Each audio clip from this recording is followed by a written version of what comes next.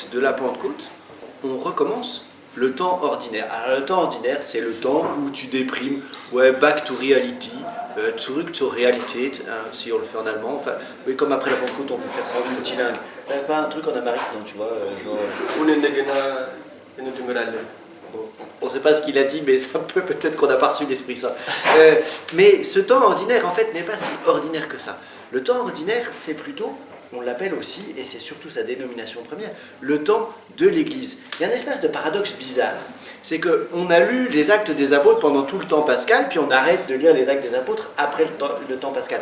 Mais en fait, c'est maintenant qu'on devrait commencer à lire les Actes des Apôtres, parce que c'est maintenant que les apôtres sont partis en mission, qu'ils ont évangélisé et tout, et tout, et tout. Donc c'est maintenant le temps du déploiement de l'Esprit Saint, c'est maintenant le temps de la joie immense de l'annonce, le temps de la joie immense de la conversion des païens, c'est aussi maintenant le temps où on se pose plein de questions, parce que l'Esprit Saint dépasse nos catégories. Moi j'adore. Vous voyez, regardez la conversion des païens, comment ça chambouler tout le monde, on se dispute, alors est-ce que les païens doivent être circoncis, est-ce qu'ils doivent observer la loi de Moïse, taratata, oui, non, bazar, machin, et qu'est-ce qu'on fait? Pan, on rassemble un concile, le concile de Jérusalem.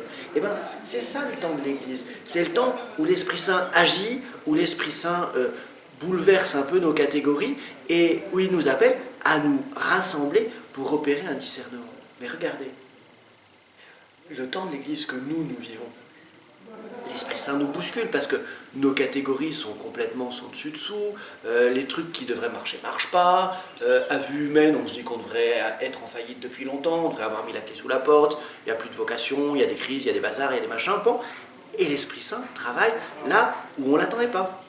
Et du coup, il nous invite peut-être, nous aussi, à nous rassembler pour l'écouter, pour discerner. En tout cas, ce qui est sûr, c'est que le temps de l'Église, que nous commençons depuis 3 jours, il est beau, c'est le temps de l'espérance, c'est aussi pour ça qu'on célèbre en vert. Alors, allons-y à fond, c'est le temps de la mission, bonne mission. Chin.